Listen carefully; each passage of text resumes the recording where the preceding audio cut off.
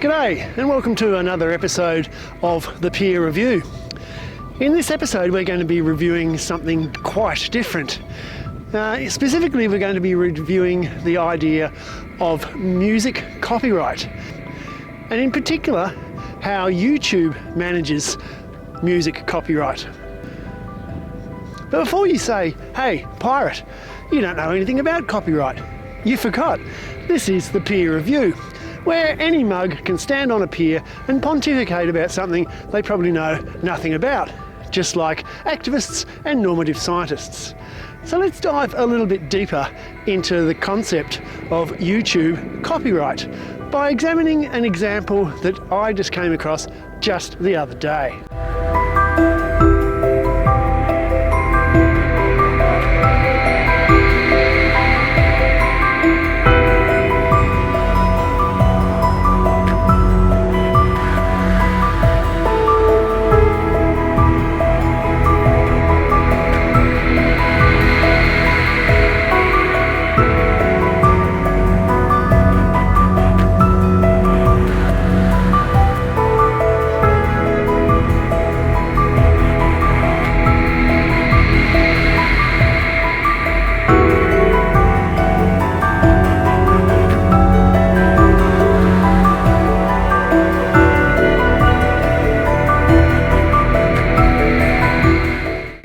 So we're at the Hobart Cenotaph, which was originally erected in 1919 to commemorate those who had served and died in the Great War.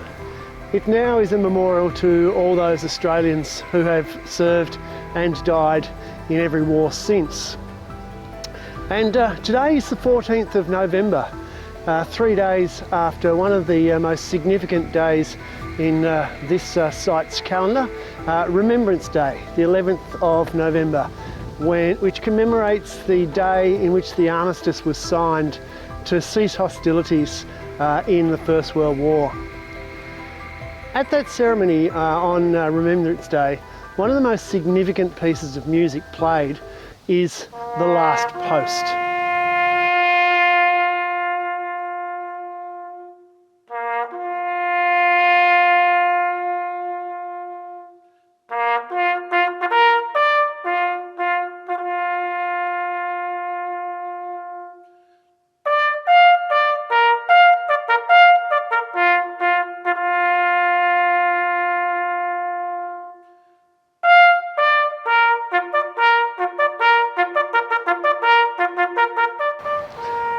With all of those who served in the Great War from 1914 to 1918, who died being buried where they fell, be that in Gallipoli, in Palestine, or most of them on the Western Front in France and Belgium, there was no way for the families from long, far away Tasmania to visit the graves of those who had fallen. And in fact, many of them had no known grave. So in 1917, a memorial was commenced and eventually became this Soldiers Memorial Avenue, where the names of 534 citizens of Hobart, and I must say citizens of Hobart alone, who fell in the Great War, were commemorated with a tree planting and a plaque.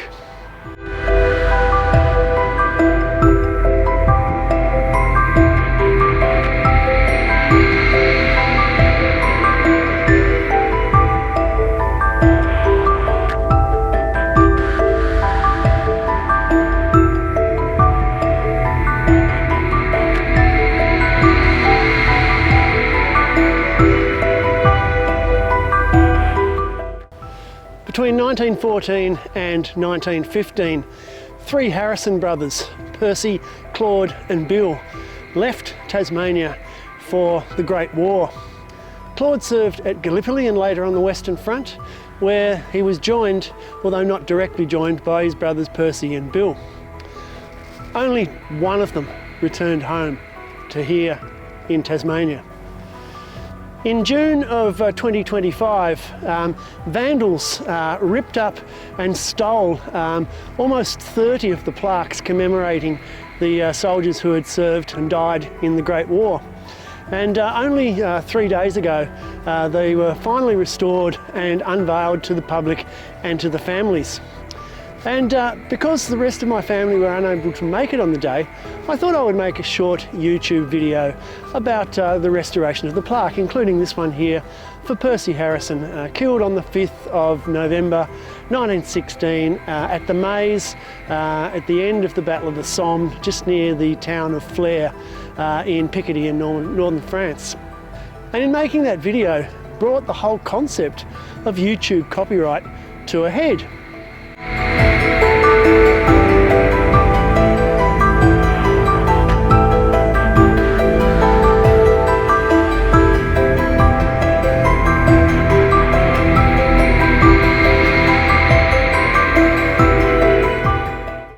This is the tree commemorating Percy's brother Claude, who was killed at Pier in July 1916. There were 23,000 Australian casualties at the Battle of Pier. So I decided I would make a video about the resurrection of the trees, as I said, so that my family could see the rededication. And I made the video and included, in remembrance of both Claude and Percy and my late brother Matt and my late father Tony, an extract of the last post. And when I posted the video, I got a copyright strike. I thought, that's weird. The last post was written in the 1790s and there's no possible way that it could still be in copyright. YouTube said that the copyright was owned by the Universal Music Group on behalf of a South African composer called Johann Vorster for his composition called Die Laatste Taptoe Die Kaplan. I was just bamboozled. So, if the last post that I use was copyright, which version of the last post did I actually use? Well, the Department of Veterans Affairs makes available numerous MP3 files of appropriate music to use at commemoration ceremonies such as Remembrance Day and Anzac Day, including one of the last post. And that's what I told YouTube that I used.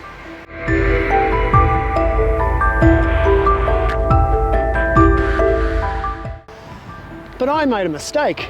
I accidentally uploaded a draft of the video in which the soundtrack for the last post was one which I had captured the audio from a YouTube video put out by the Royal Australian Air Force 15 years ago. The RAAF video has 8 million views on YouTube and is the top result when you search for the last post. So I queried the copyright claim and then realised that I hadn't in fact used the Department of Veterans Affairs last post that I said I had.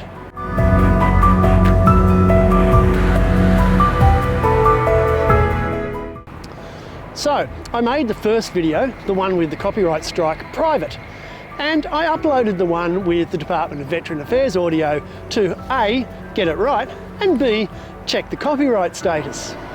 Surprise, surprise, the checks were all good. No copyright strike.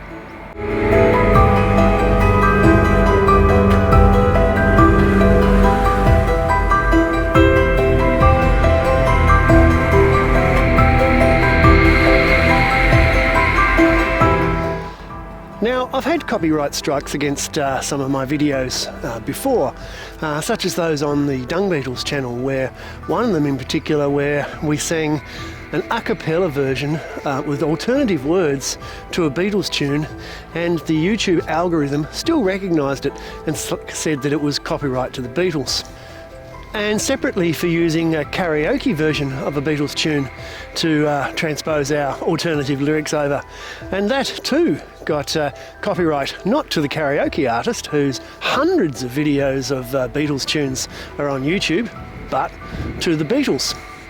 So it seems like the YouTube copyright algorithm is fairly accurate in able to pick which tune is which.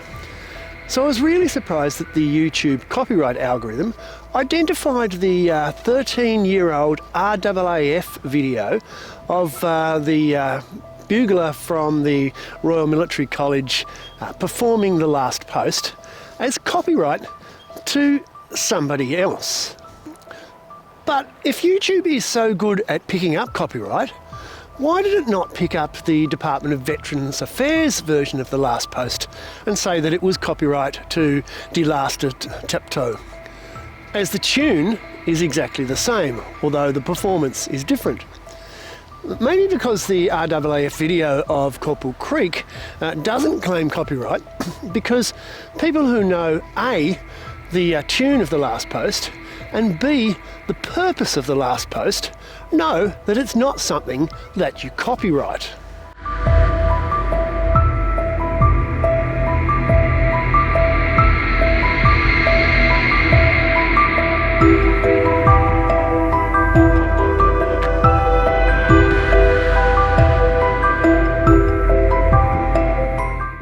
So I googled this Die Laatste Taptoe Decaplan to find out what it actually was.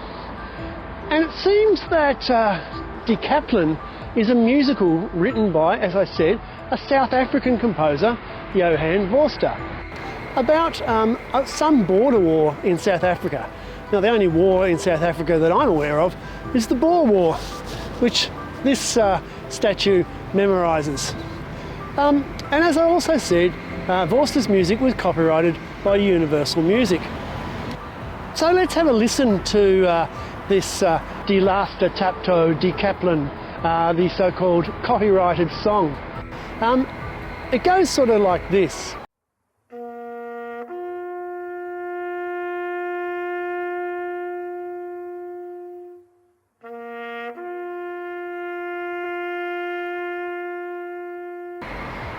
And it goes like that for 1 minute and 25 seconds.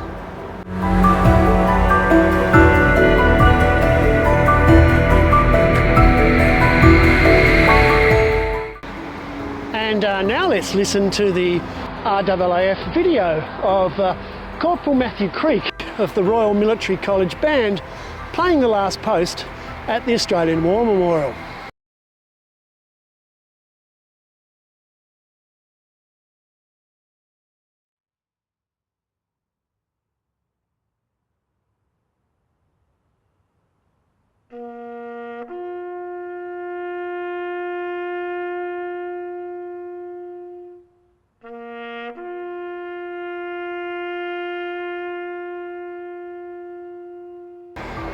And now let's listen to them both, bar by bar.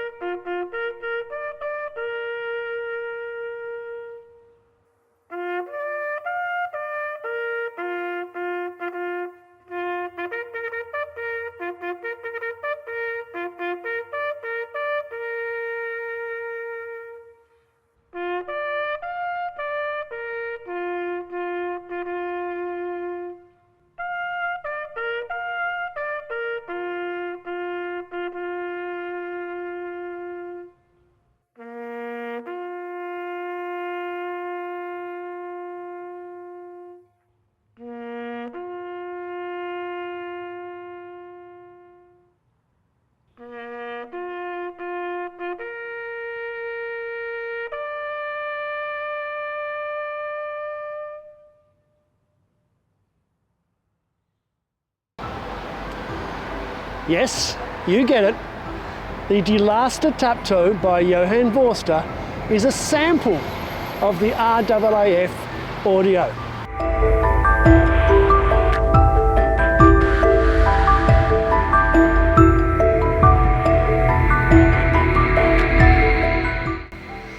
It's not just a sample, but it's a complete rip-off of the entire 1 minute 25 of The Last Post as performed by Corporal Creek on behalf of the Royal Australian Air Force. And yet, Forster and UMG have copyrighted it. Now there is another 4 minutes 29 of Die Laatste Taptoe with singing and music, which I will not play here because I do not have permission to use that work that was rightly written by Johann Forster. And I don't want to get a legitimate YouTube copyright strike.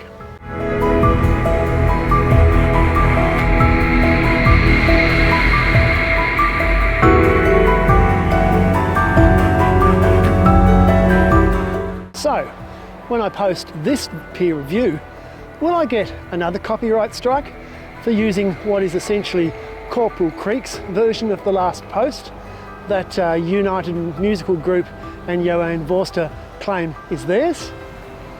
And if I do get a copyright strike, I will fight that copyright strike with YouTube, UMG Music and Johann Forster. Because notwithstanding the corrupt concept of sampling the entirety of an out of copyright tune into a new composition and then claiming copyright of the original, UMG have copyrighted a performance that at the very least is owned by the Australian people, namely the Royal Australian Air Force, and more widely, a piece that is sacred to the memory of those men and women who died in war to protect such things as property and intellectual rights. Lest we forget. What do you think, Johann Forster? They shall grow not old, as we that are left grow old. Age shall not weary them, nor the years condemn. At the going down of the sun, and in the morning, we will remember them, lest we forget. So, if you've enjoyed this peer review, wait with bated breath for the next one, which is going to be an interesting one as I delve into reviewing some reviews, sort of like disappearing up my own peer, I guess. Okay, thanks for watching. Please click like, please subscribe, and we'll see you again somewhere on a pier. Thanks for watching.